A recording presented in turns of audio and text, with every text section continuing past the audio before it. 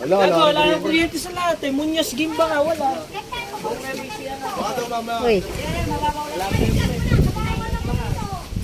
Malalim. Ay, Diyos ko, nakatagilid nga yung bahay. Tagilid yung bahay. Thank you. Ay, hindi ba lulubog to? Ay, salamat. Tagilid yung bahay.